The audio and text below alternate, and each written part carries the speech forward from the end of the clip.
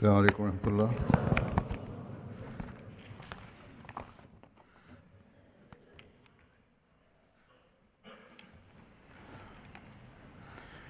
أشهد أن لا إله إلا الله وحده لا شريك له وأشهد أن محمدًا عبده ورسوله أما بعد فأعوذ بالله من الشيطان الرجيم بسم الله الرحمن الرحيم الحمد لله رب العالمين الرحمن الرحيم مالك يوم الدين إياك نعبد وإياك نستعين اهدنا الصراط المستقيم صراط الذين أنعمت عليهم غير المغضوب عليهم ولا الضالين.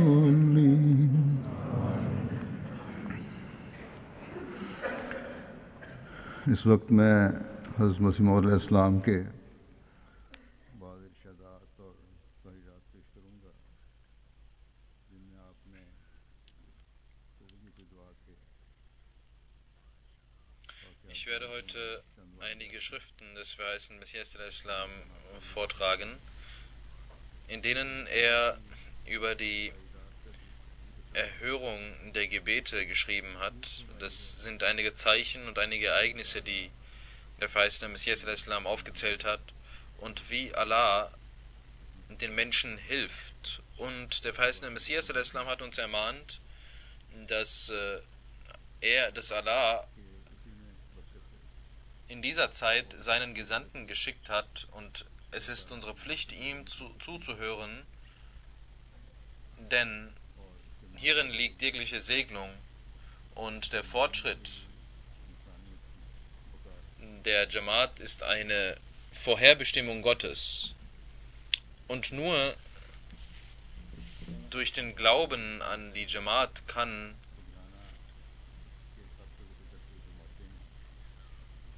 die Menschheit gerettet werden. Der verheißene Messias al-Islam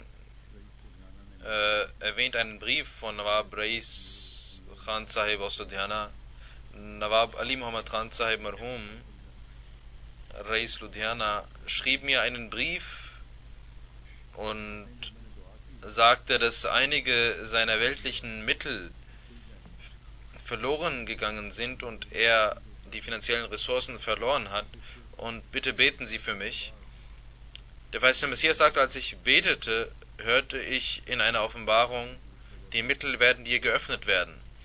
Ich schrieb ihm einen Brief und nach 2 bis 3 Tagen öffneten sich diese Wege, diese Mittel, die verschlossen waren vorher.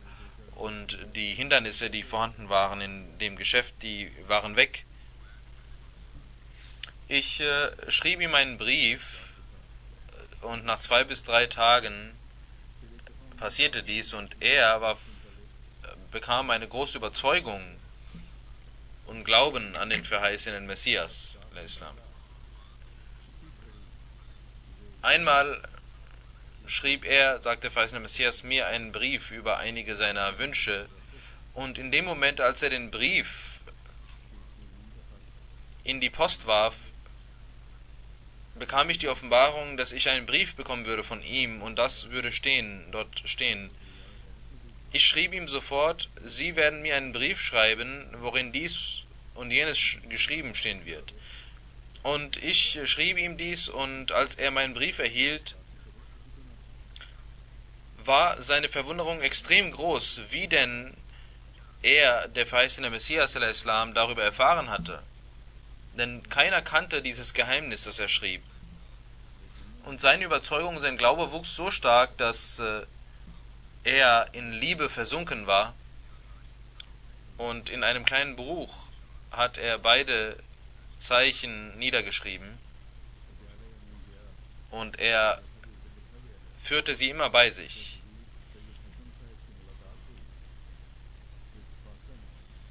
Der verheißene Messias Islam sagt, als ich nach Batala ging und als ich Wazir Sayyid Hassan Sahib traf, redete Wazir Sahib und Nawab Sahib zufällig über die Zeichen, und Nawab Sahib holte dieses Büchlein hervor und legte es dem Wazir Sahib und sagte: Mein Glaube und meine Überzeugung beruht auf diese beiden Ereignisse, die mit mir passiert sind, über den verheißenen Messias al-Islam. Und einen Tag vor seinem Tod, sagte der verheißene Messias, ging ich nach Ludhiana, um ihn zu besuchen, und er hatte Hämorrhoidenprobleme und bekam sehr viel Blut, und er saß dort und ging in sein Zimmer und holte sein Buch und sagte: Dies habe ich als mein ganzes Leben und mein Augentrost vor mir. Und er zeigte mir diese beiden Prophezeiungen. Und als die Nacht kam, verstarb er. Der verheißene Messias al-Islam sagt, dieses Buch, da bin ich überzeugt, hat er in seiner Bücherei hinterlassen. Dann sagt der verheißene Messias al-Islam, vor einigen Jahren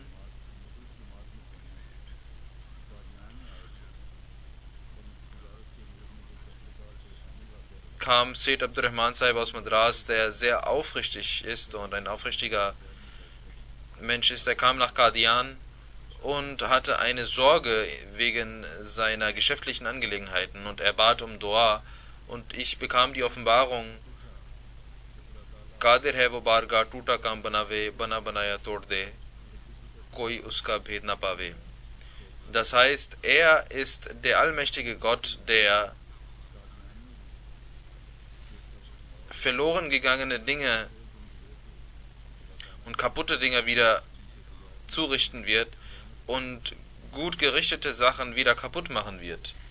Und der verheißene Messias berichtete von dieser Offenbarung an Sayyid Sahib, und Sayyid Sahib nach wenigen Tagen blühte sein Geschäft auf und er bekam sehr viele Ressourcen aus dem Nichts, und er bekam sehr viel Geld und Reichtum. Doch nach einiger Zeit verschwand dies wieder, gemäß der Offenbarung, die der verheißene Messias al-Islam bekam, dass er erst einen großen Fortschritt machen würde und danach wieder verloren gehen würde, dieses Geschäft. Und deswegen wurde das Geschäft wieder, danach ging dieses Geschäft wieder kaputt. Dann sagt der verheißene Messias al-Islam über sich: Ich habe zwei Krankheiten seit jeher gehabt. Einmal Migräne, die so stark ist und war, dass ich extrem darunter litt und extreme Kopfschmerzen hatte. Und diese Krankheit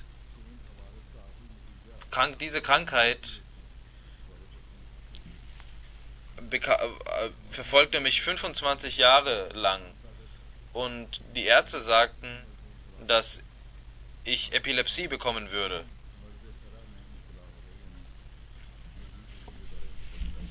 Und der verheißene Messias sagt, mein älterer Bruder Ghulam Qadir Sahib hatte auch diese Krankheit, und danach, nach 2 Monaten, bekam er epileptische Anfälle und verstarb auch. Und ich betete: O Allah, bewahre mich vor diesen Krankheiten. Einmal sah ich in einer Vision, dass ein schwarzes Übel, so groß wie ein Schäfchen, wie ein Schaf, und wie eine schwarzes Übel und schwarze Krankheit kommt mit großen Haaren und großen Klauen, und dieses Übel möchte mich angreifen, und mir wurde gesagt, dass dies die Krankheit der Epilepsie ist. Ich schlug mit meiner rechten Hand auf die Brust von diesem Übel und sagte: Geh weg. Und Allah weiß, dass diese gefährlichen Krankheiten weggingen und meine Schmerzen auch weggingen. Nur, ich habe nur Schwindel und etwas Kopfschmerzen, denn dies war die Prophezeiung des verheißenen Messias, dass er diese Krankheit, dass er in zwei gelben Tüchern gewickelt sein würde. Das heißt, diese Krankheiten würden bei ihm bleiben, nämlich zwei Krankheiten.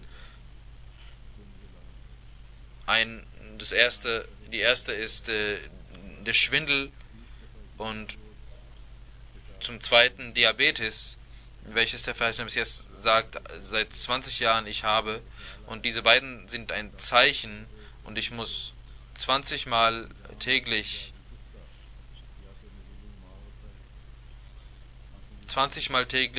muss ich Wasser lassen wegen Diabetes. Und die Ärzte sagen, dass die Folge von Diabetes entweder das Verlieren der Augenlicht ist oder andere tödliche Folgen. Und ich bekam die Offenbarung über meine Augen.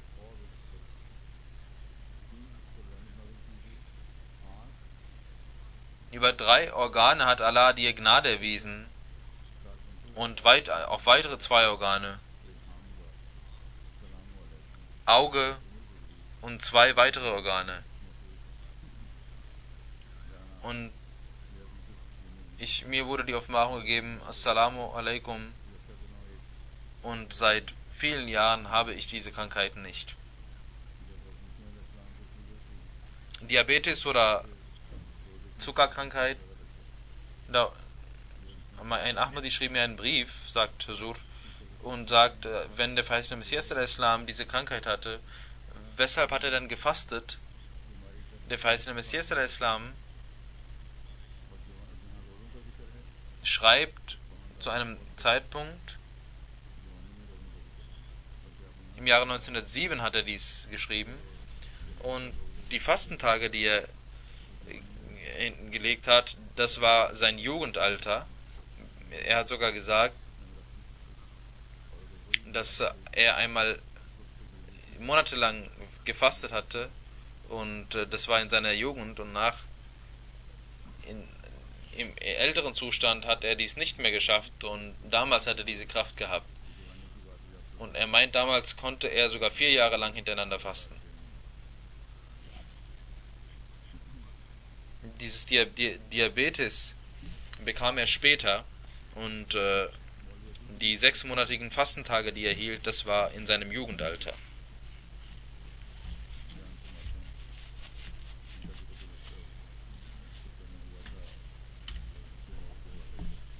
Über die Krankheit von Maulvi Abdul Karim Sahib sagt der verheißene Messias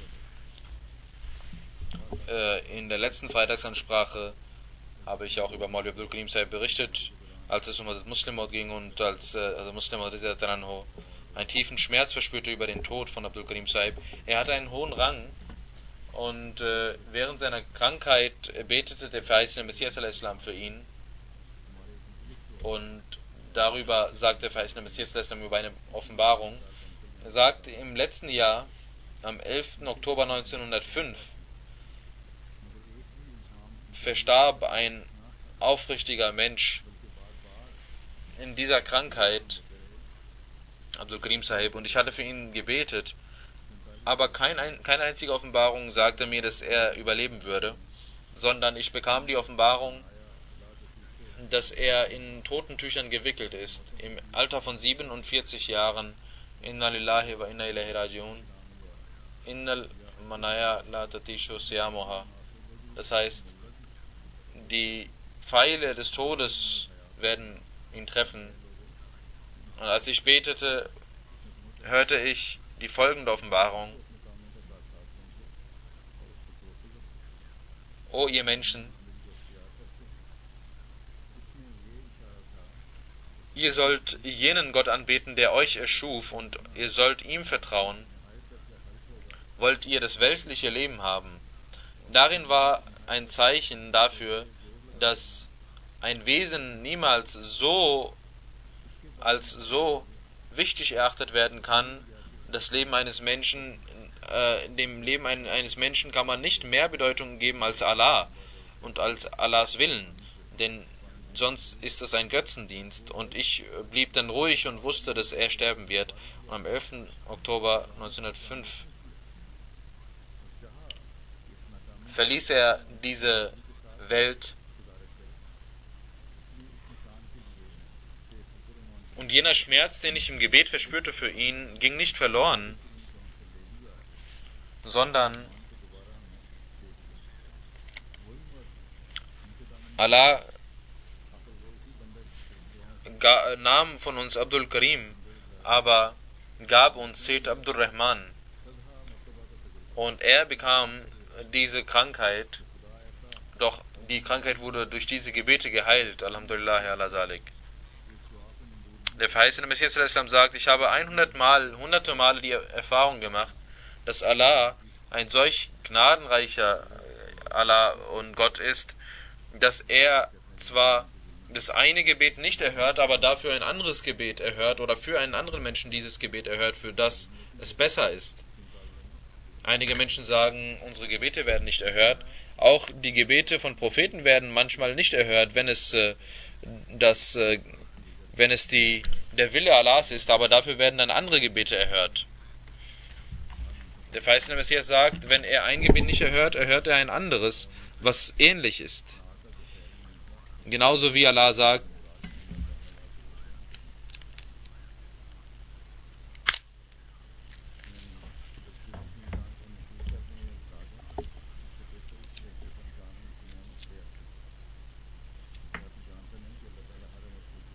dass wenn er ein Zeichen verloren gehen lässt, dann bringt er ein besseres Zeichen hervor. Weißt du nicht, dass Allah alles, was er wünscht, tut und allmächtig ist? Dieser Vers wird von Nicht-Ahmadis verwendet, um zu zeigen, dass einige Verse des Heiligen Korans ungültig geworden seien oder abrogiert würden. Aber der verheißene Messias interpretiert diese Verse, dass Allah, wenn er ein Zeichen nicht gibt, dann gibt er ein anderes Zeichen, und wenn ein Zeichen verloren geht, kommt ein neues Zeichen von Allah. Oder es gibt auch die Erklärung dieses Verses, dass alte Gesetze durch den Heiligen Koran erneuert wurden.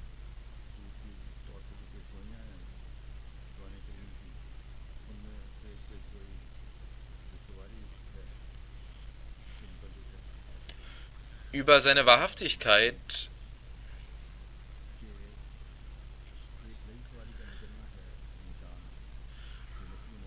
gibt es im Heiligen Koran Prophezeiungen, zum Beispiel über die Reisemittel und über die Reisetransportmittel. Und diese Transportmittel sind ein Zeichen für die Ankunft des verheißenen Messias, wie Allah sagt, Waisal Ishara Uttilat. Das heißt, die Endzeit ist jene, in der die Kamelstuten unbrauchbar werden. Genauso heißt es in einem Hadith: In dieser Zeit werden die Kamelstuten nicht mehr benötigt werden und niemand wird darauf reisen. Und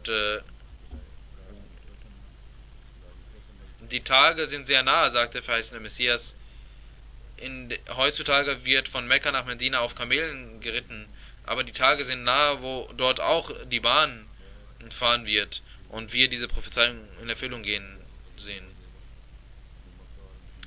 Viele Menschen sagen, dort gibt es keine Bahn, aber es gibt ein Projekt und bis 2015 wird dies vollendet. Zwischen Mekka und Medina wird es auch eine Bahn, wird auch eine schnelle Bahn fahren. Manchmal gehen solche Offenbarungen des Propheten auch später in Erfüllung, auch wenn es eine Zeit dauert. Aber jedenfalls sind die Kamelstuten werden nicht mehr dafür verwendet und wie Allah prophezeit hatte, aber auch wie der verheißene Messias gesagt hat, wird auch eine Bahn dort fahren und wie der verheißene Messias das prophezeit hatte.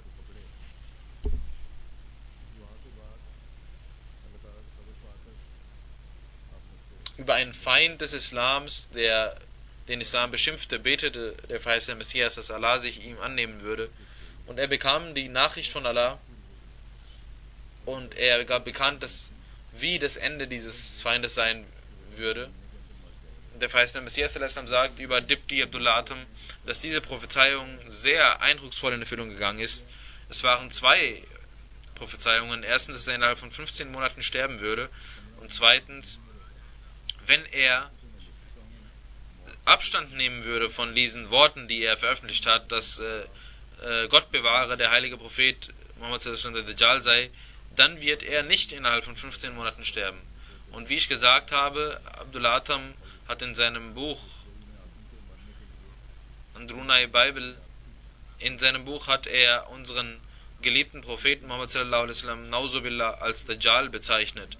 Und es ist wahr, dass es eine Zeit von 15 Monaten bestimmt war für seinen Tod, aber die Bedingung war, und die Worte lauteten, mit der Bedingung, dass er damit nicht aufhören würde. Aber Atam zeigte Reue und er zeigte große Reue und viele Menschen bezeugen dies, 60 bis 70 Menschen bezeugen dies, die dort saßen, dass er bereute und dies zurücknahm. Die Hälfte davon sind die Christen, die Hälfte davon Muslime. Und ich denke, dass 50 von ihnen noch am Leben sind, sagt der verheißene Messias, zu denen Abdullah Atam sagte, nein, ich nehme meine Worte wieder zurück, und bis zum Tod wiederholte er dies nicht. Jetzt sollte man überlegen, wie ungerecht und unverschämt es ist, dass man diese Reue, die Atam vor 60, 70 Menschen zeigte, trotzdem Leute sagen, dass er keine Reue zeigte, und diese Prophezeiung war verknüpft mit dem Wort Dajjal, und der Grund davon war, dass er als Dajjal bezeichnete, und deswegen wäre die Wut Allahs erschienen und der Zorn Allahs, und das war auch die Prophezeiung, aber er zeigte Reue und nahm dieses Wort zurück. Es heißt nicht in der Prophezeiung, dass er Muslim werden solle, damit Allah seinen Zorn nicht zeigt, sondern allein, dass er dieses Wort zurücknehmen solle und da Reue zeigen solle. Und dies hat er gemacht, und es heißt nicht, dass er ein Muslim werden sollte. Als er Demut zeigte, zeigte Allah seine Gnade. Die Prophezeiung Allahs hatte nicht den Grund, dass Atam den Islam annehmen würde und nur dann Allah ihn erretten würde. Das war nicht die Offenbarung. Denn, sagt der verheißene Messias, in der Leugnung des Islam sind alle Christen mit enthalten, und Allah zwingt keine Menschen den Islam auf. Und solche Prophezeiungen sind unsinnig, dass jemand vernichtet wird innerhalb von einer kurzen Zeit, weil er den Islam nicht annimmt. Das ist keine Prophezeiung, das wäre ein Zwang gewesen, und Allah möchte keinen Zwang anwenden beim Glauben. Es gibt viele Menschen, die den Islam nicht annehmen, und das heißt nicht, dass sie innerhalb von kurzer Zeit sterben. Und es gibt auch keinen Zwang im Islam, und das war auch nicht der Sinn der Prophezeiung. Der verheißene Messias sagt, es gibt viele Menschen auf der Welt, die nicht an den Islam glauben, die ihn leugnen. Und ich habe mehrmals geschrieben, dass die Leugnung des Islam niemals zu einer Strafe in der Welt kommt, sondern das wird am Tage des jüngsten Gerichts passieren. Atam hat sich also dadurch nicht ausgezeichnet, dass er den Islam nicht angenommen hat und deswegen sterben würde, sondern der Grund der Prophezeiung bestand lediglich darin, dass er den heiligen Propheten Muhammad sallallahu alaihi wasallam beleidigt hatte und ihn als Dajjal bezeichnet hatte.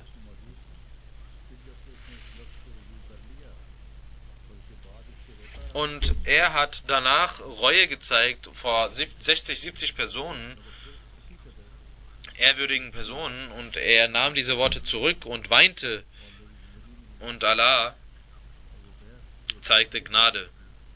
Aber nur so viel, dass Allah ihm einige Monate Aufschub gewährte und er trotzdem in meinem Leben starb, und durch seinen Tod wurde er als Lügner dargestellt. Ist diese Prophezeiung nicht in Erfüllung gegangen?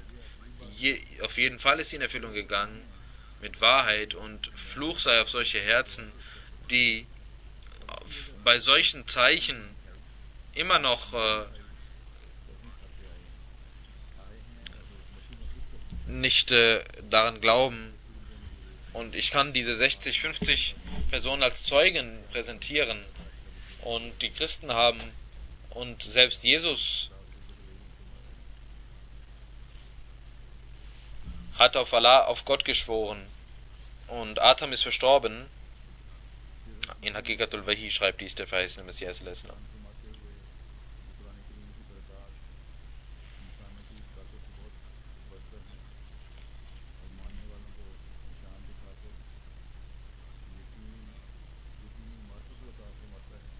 Dann schreibt der verheißene Messias al-Islam über die Segnungen des heiligen Koran, die Zeichen, die er zeigt, und die wahre Überzeugung und Erkenntnis, die dadurch erlangt wird.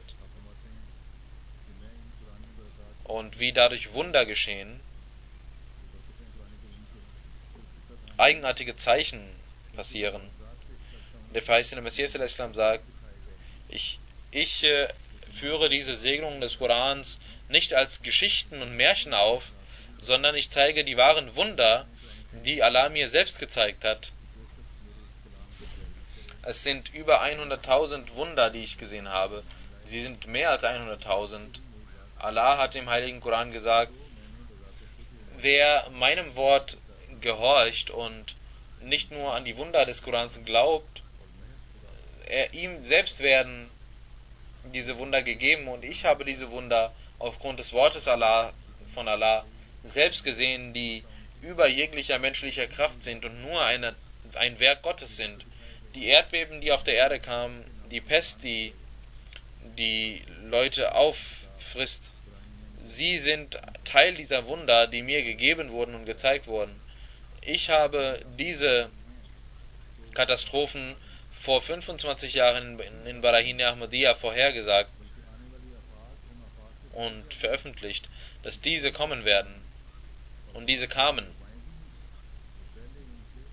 Und damit nicht genug, sondern das Übel und die Flüche, die kommen werden, die werden noch viel größer sein. Und viele Seuchen werden kommen, die noch nie kamen.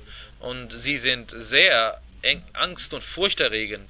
Und auch eine neue Art der Pest wird kommen, die dieses Land und andere Länder in ihren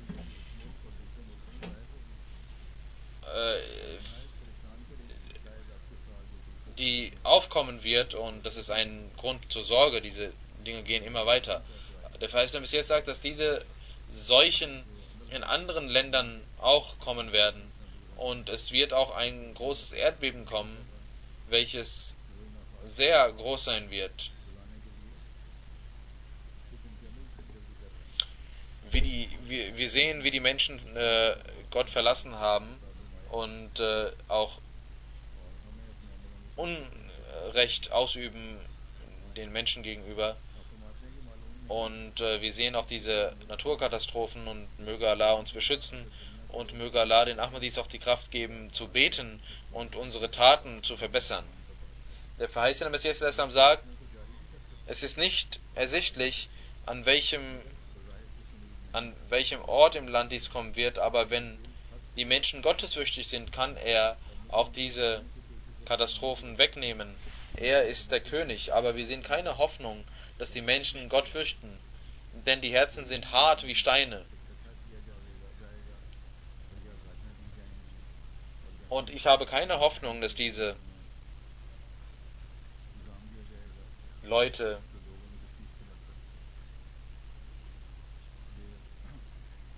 Furcht bekommen, Gottesfurcht bekommen. Und mir wird der Vorwurf gemacht, dass ich Panik verbreiten würde. Auch in den muslimischen Ländern sehen wir, auch die Muslime selbst sehen wir, dass sie nicht mehr gottesfürchtig sind. Und wie der verheißene Messias gesagt hat, dass jener, der sagt, ihr sollt auf dem rechten Weg gehen, er wird verhöhnt und verspottet. Und ihm wird gesagt, du versuchst Panik zu verbreiten und Angst zu verbreiten.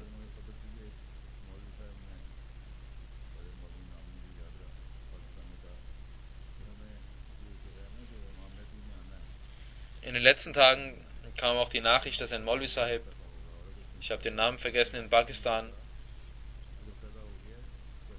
dass der Imam Mahdi kommen wird, das ist falsch und keiner wird kommen. Er ist nicht geboren, wird nicht geboren werden. Und er hat verspottet und gesagt, und wenn er geboren ist, dann wird er selbst schnell verenden. Denn wir können nicht mehr weiteres Übel und weiteres Übel aushalten. Das sind ihre Gedanken, das sind ihre Denkweisen.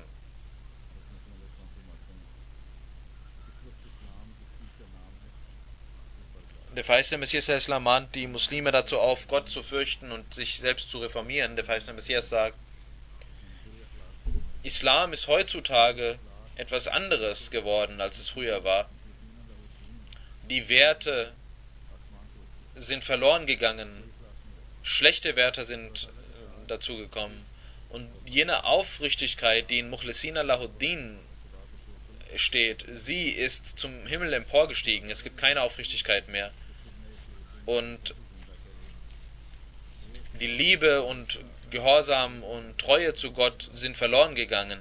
Und Allah hat beschlossen, dass er diese Werte wieder lebendig machen wird. Jener Gott, der Yuhyil Arda Ba'da Mawtiha macht, nämlich die Erde wieder lebendig macht nach ihrem Tode, hat beschlossen, und dafür hat er verschiedene Mittel gestellt, dass er einen Gesandten geschickt hat, der mit Liebe die Menschen dazu aufruft und die Menschen zu Rechtleitung führt, nämlich die Ankunft des verheißenen Messias al-Islam. Und auf der zweiten Seite, auf der anderen Seite, die Wissenschaften, die immer weiter voranschreiten, die Fortschritte in den Wissenschaften. Der verheißene Messias sagt, der Himmel zeigt Zeichen, um die Menschen recht zu leiten, zum Beispiel die Sonnen- und Mondfinsternis und andere Zeichen, genauso Erdbeben. Und dann gibt es auch, sagt der verheißene Messias al-Islam, furchterregende Zeichen wie die Pest, die so sehr sich verbreitet, damals, die keine Generationen gesehen haben, und viele Menschen profitieren vor diesen Zeichen.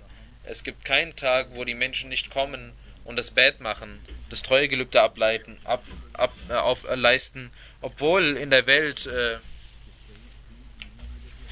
viel Übel herrscht, kommen diese Menschen, und sie kommen von diesen Leuten, die übel sind, und sie kommen aber zu uns, und wir sehen, dass auch in diesen Menschen gute Leute vorhanden sind. Sie sind nicht alle übel und alle falsch. Allah wird sie herausholen und ihnen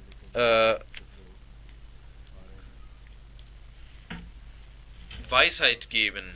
Der verheißene Messias hat also gesagt, dass gebildete Leute kommen,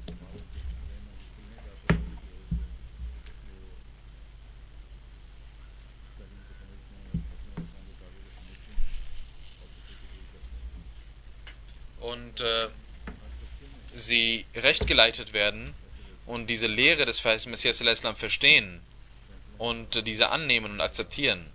Und in jedem Ort und in jedem Land gibt es solche Menschen, die das tun, die durch die Gnade von Allah Hunderte, Tausende, sogar Hunderttausende Menschen, die in die Jamaat eintreten. Dann sagt der verheißene Messias al-Islam, ihr sollt wissen, dass diese Wunder, die mir gezeigt werden, ihr niemals hervorbringen könnt, und ihr könnt suchen, wie ihr wollt, aber diese könnt ihr nicht hervorbringen. Die Zeichen Gottes wachsen immer mehr und wir sehen jeden Tag diese Zeichen. Ein neuer Muslim kam zum verheißenen Messias al-Islam und sagte, ich möchte ein Zeichen sehen. Was ist denn jetzt das Zeichen für ihre Wahrhaftigkeit? Der verheißene Messias al-Islam sagte, jeder Gesandte Gottes bekommt im Herzen Zeichen und niemand kann diese leugnen. Und das ist auch die Wahrheit, wenn Allah einen Gesandten schickt, dann schickt er Zeichen für seine Wahrhaftigkeit.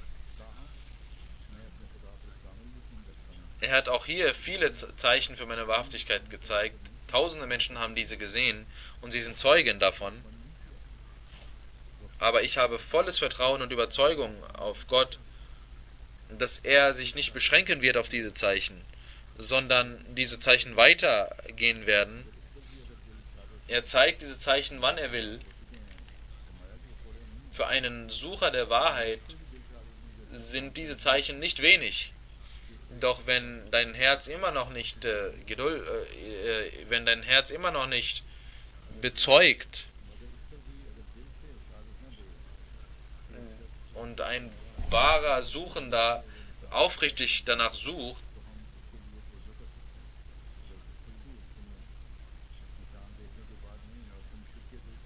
und aufrichtig ist in seiner Suche, dann können wir uns ihm widmen, und du aufrichtig bist und willst die Wahrheit erkennen, dann sag mir und wir werden uns darum kümmern und beten für dich. Und wir vertrauen auf Gott, dass er irgendetwas zeigen wird für dich. Aber wenn das nicht der Fall ist, das heißt, du nicht aufrichtig bist und du die Zeichen Gottes, die er gezeigt hat, als nicht genügend betrachtest, dann bekomme ich keine Aufmerksamkeit für dich. Und Aufmerksamkeit ist wichtig für Zeichen. Die Auffühlung ist wichtig. Wenn du diese Zeichen gar nicht hören willst und diese Zeichen leugnest, dann wird kein Zeichen für dich kommen. Dann wird für dich kein neues Zeichen kommen. Dann wird auch kein Gebet dafür kommen. Dann wird dein Ende ein schlechtes Ende sein. Sagt der verheißene Messias al-Islam.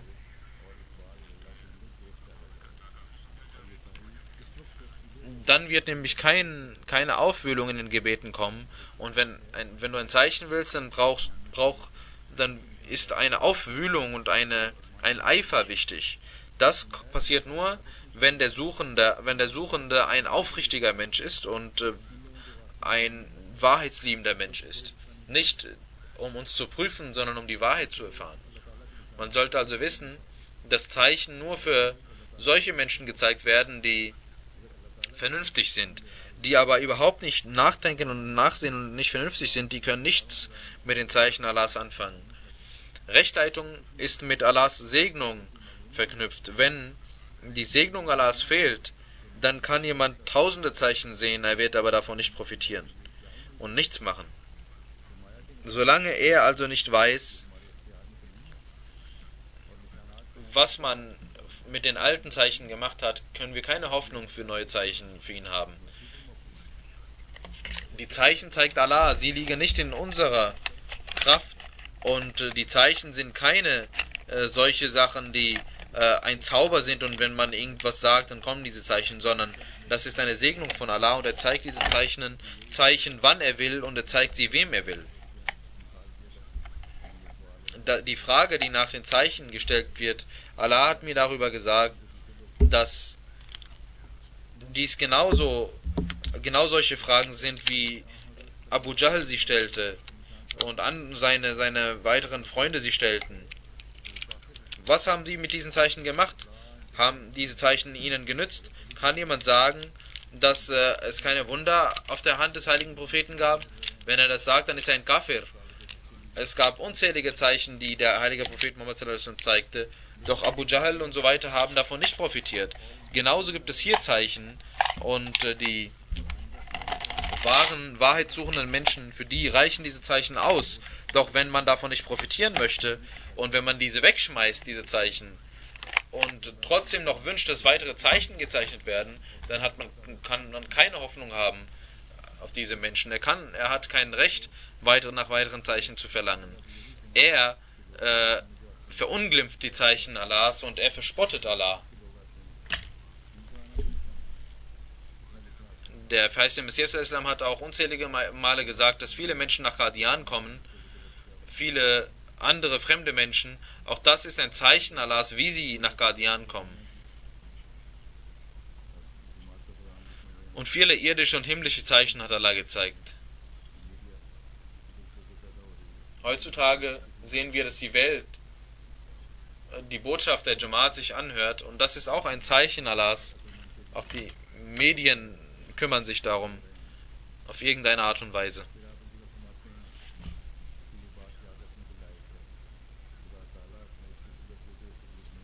Wir sehen, dass jeder vernünftige Mensch jeden Tag Zeichen sehen kann.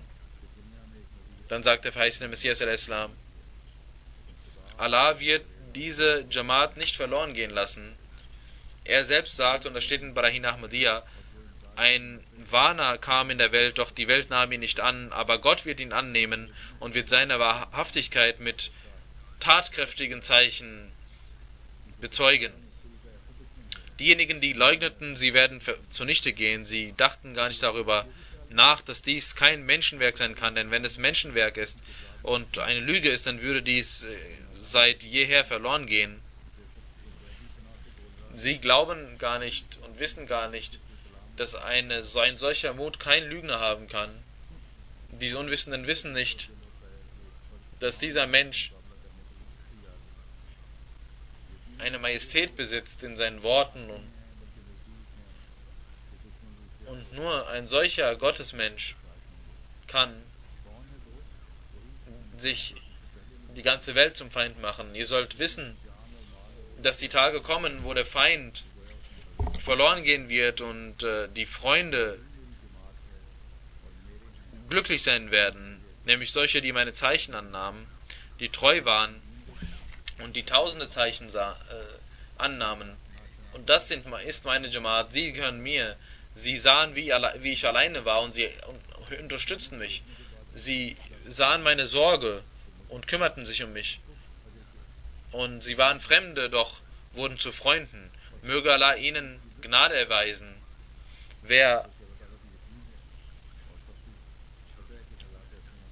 die Zeichen gesehen hat und mich anerkannt hat, dann ist das seine Segnung und sein Lohn. Und wenn er an Allah glaubt,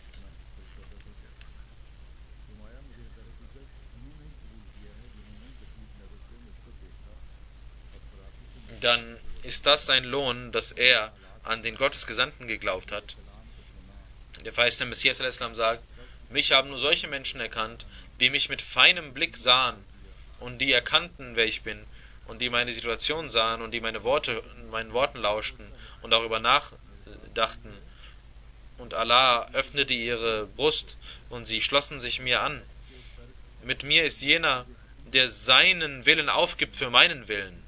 Mit mir ist jener, der für meinen Willen seinen Willen aufgibt und der sein Ego aufgibt und mich zum Richter macht, der seine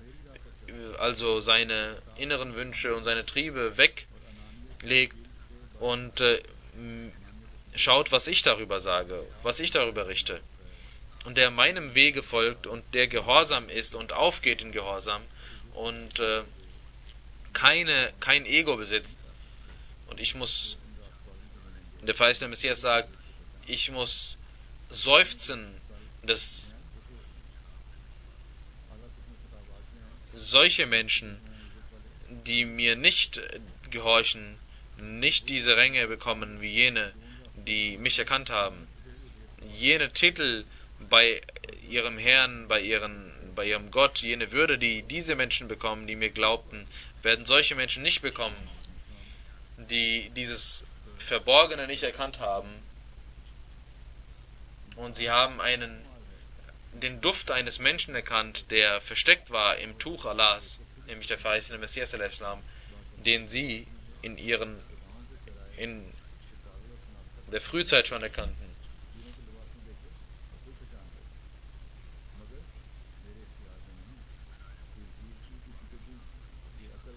Ein erhabener Mensch ist jener, der einen Prinzen erkennt, auch wenn er die Kleider eines Bettlers trägt. Doch es ist liegt nicht in meiner Kraft, dass ich jedem Menschen diese Kraft gebe. Es ist allein die Aufgabe Gottes, die Leute recht zu leiten. Und sie werden recht geleitet durch Allahs Worte. Doch solche Menschen, die in ihrem Herzen Krankheit haben, ihre Krankheit wächst. Wen Allah recht leiten möchte, den leitet er recht. Doch solche Menschen, die eine Schiefe und eine Krankheit in ihrem Herzen besitzen, diese wächst. Und Allah weiß, dass ich viel geschrieben habe, und er weiß, dass ich über 3000 Zeichen, über 3000 Ereignisse, spezielle, besondere Zeichen Allah gezeigt hat. Und diese Tür wird nicht verschlossen. Möge Allah der Welt auch Vernunft geben, dass sie diese Zeichen erkennen und nicht nur nach diesen Zeichen verlangen, gemäß ihren Wünschen, gemäß ihrer Vernunft, sondern dass sie die Zeit erkennen und den Ruf der Zeit erkennen und diesem folgen, welcher von dem Geliebten Allahs kommt, diesem Gehör schenken und versuchen zu verstehen, dass sie den von Gott Gesandten erkennen und sich ihm anschließen, damit der Unfrieden der Welt weggeht. Ich werde ein Janazah von Ghulam Qadir Sahib Darwish Qadian verrichten. Er ist am 12. November im Alter von 90 Jahren verstorben. Inna lillahi wa inna ilaihi raji'un. Er gehörte zu den 313 Darwishan Qadian. In der Geschichte der Ahmadiyyat, in Tarikh Ahmadiyyat, wurde er als 189. Darwish aufgelistet. Im April 1925 wurde er in Shadiwal geboren, in Gujarat. Und dort ging er zur Schule, dann ging er in die Armee. Und nach 4 Jahren ging er nach Qadian.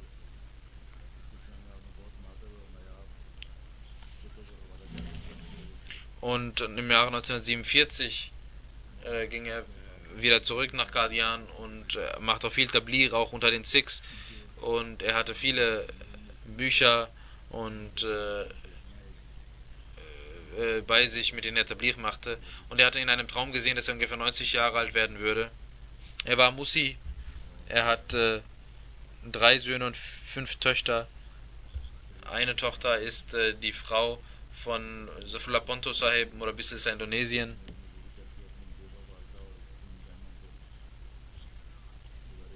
Und während der Zeit als Darwish hat er seine verstorbene Frau und seiner Familie immer Geld geschickt.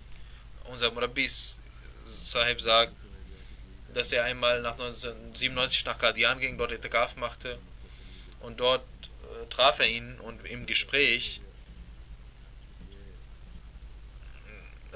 erwähnte ich, dass ich das Kashmiri Chai sehr mag, und er gab mir jeden Tag diesen Tee. Und ein Murabbi Sahib hatte einen Unfall. Er ging nach Rabwa von Qadian, und dort war er sehr emotional und betete für mich, sagt dieser Murabbi Sahib. Obwohl er krank war und schwach war, hat er bis zum letzten Atemzug, er hat nicht mehr gesehen und hatte sein Augenlicht auch verloren. Er ging aber trotzdem zum Masjid Mubarak und betete dort und sagte, dort bekommt er Frieden. Möge Allah seine Ränge erhöhen. 2 weitere Darwish, die vor einigen Monaten verstarben, ihr Janazah habe ich verrichtet, aber ich möchte noch einmal auch sie erwähnen, und mit der Bitte, dass die Ahmadis für sie beten sollten und für ihre Generation, denn diese Darwish haben sehr große Opfer erbracht und eine große Zeit in Armut verbracht. Mit wenig Ressourcen haben sie in Qadian ihre Zeit verbracht, und die Stadt und die heiligen Städten bewacht. Mirza Muhammad Iqbal Sahib, der Sohn von Mirza Adam Beg Sahib, ist einer von ihnen gewesen, der am 11. Juni 2014 verstorben war. Inna lillahi wa inna ilaihi raji'un. Sein Opa Rustam Beg Sahib war Sahabi, sein Nana Riaz Beg Sahib war ebenfalls Gefährte des Weißen Messias der Islam. Er gehörte zu den 313 Derwishan und hat in der Shifakhana Qadian als Zahnarzt gearbeitet, dann auch in den Büros von Qadian gearbeitet. Ein sehr gottesfürchtiger Mensch, aufrichtiger Mensch, der auch in den finanziellen Opfern sehr weit voran war und ein sehr mutiger Mensch war, Musi war. Er hat 4 Töchter, eine Frau, einen Sohn. Dann Chaudhry Mansoor Ahmad Sahib Chima, der am 26. Juli im Alter von 94 Jahren verstorben war. Inna lillahi wa inna ilaihi raji'un. Er war der Sohn von Nur Ahmad Chima Sahib, Sahabi, Gefährte des Weißen Messias al-Islam. Also Muslim als er die Mitglieder der Jamaat für den Schutz von Qadian aufrief, meldete er sich als Freiwilliger, weil er auch in der Armee gedient hatte und wurde zum Derwisch. Und bis ins hohe Alter kam er mit Krücken in die Moschee und betete dort. Er war ein sehr aufrichtiger, liebevoller Mensch, ein Musi. Er hat eine alte Frau und ein Chaudhry Mansoor Ahmad Chima Sahib ist Waqf Zindagi Sohn in Qadian als Nazim Jaidat und 2 Töchter hat er hinterlassen. Ich werde nach dem Gebet das Namaz Janaza verrichten. Alhamdulillah, alhamdulillah, nahmaduhu wa nasta'inuhu wa nastaghfiruhu wa nu'minu bihi wa natawakkalu alayhi. ونعوذ بالله من شرور أنفسنا ومن سيئات أعمالنا من يهده الله فلا مضل له ومن يضلل فلا هادي له ونشهد أن لا إله إلا الله ونشهد أن محمدًا عبده ورسوله عباد الله رحمكم الله إن الله يأمر بالعدل والإحسان وإيتاء ذي القربى وينهى عن الفحشاء والمنكر والبغي يعظكم لعلكم تذكرون اذكروا الله يذكركم وادعوه يستجب لكم ولذكر الله أكبر